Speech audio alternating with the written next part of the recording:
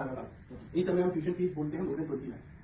Dollar के मुकाबले रुपए की कमजोरी से पढ़ाई के लिए विदेश गए बच्चों का खर्च बढ़ गया है। कॉलेज की फीस में सालाना करीब 7 से 10% की बढ़ोतरी हुई है और पेरेंट्स के लिए खर्चा पूरा करने की चुनौती बड़ी हो गई है।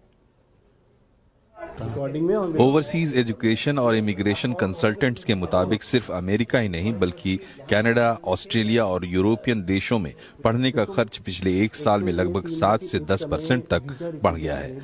पिछले 15 साल से कंसल्टेंसी दे रहे संचित गुप्ता का कहना है कि एजुकेशन लोन लेकर विदेश में बच्चे पढ़ाने वाले पेरेंट्स कर्ज के दलदल में फंसा हुआ महसूस कर रहे हैं। करेंसी हमारी इतनी डिफ्लेट हो गई है, जो पहले पेरेंट्स ऑस्ट्रेलिया के लिए, अभी मेरे एक पेरेंट्स हैं, मैं उनकी मेरा माइंड में आया, वो ऑस्ट्रेलिया के लिए ट्राई कर रहे थे। उस समय उनकी ट्यूशन फीस थी 18 लाख रुपए पर एनम।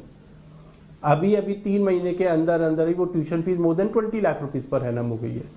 तो एक वे में देखा जाए, क्योंकि हमें कॉस्ट ऑफ लिविंग भी दिखाना है, ट्यूशन फीस भी शो करना है, उन सर का तो पूरा बजट ही एकदम से बिगड़ गया। विदेशों में बच्चे पढ़ाने वाले पेरेंट्स के लिए डॉलर के मुकाबले गिरता हुआ रुपया किसी नाइटमेयर से कम नहीं है। साथ ही भारत का दुनिया के दूसरे देशों के साथ बनते बिगड़ते रिश्ते भी इस पर बुरा प्रभाव डाल रहे हैं। यही वजह है कि कई सारे पेरेंट्स को या तो एडिशनल कोलेटरल बैंकों में जमा कराना पड़ रहा है या फिर उन्हें अपने रोजमर्रा के खर्चों में कटौती करके उन्हें पैसे विदेश भेजने पड़ रहे हैं। 18 लाख। इस समय हम ट्यूशन फीस बोलते हैं मोर देन 20 लाख। ठीक है, और उसी हिसाब से मेरी कॉस्ट ऑफ लिविंग भी इंक्रीज हो जाती है। सबसे ज्यादा है कि अब जो एकदम रिसेंट में जो फर्क आ गया है, ऑस्ट्रेलिया करीब यूएस से बच्चा कम जा रहा है, क्योंकि वीजा रूल H1B बहुत, सख्ती की वजह से, और H1B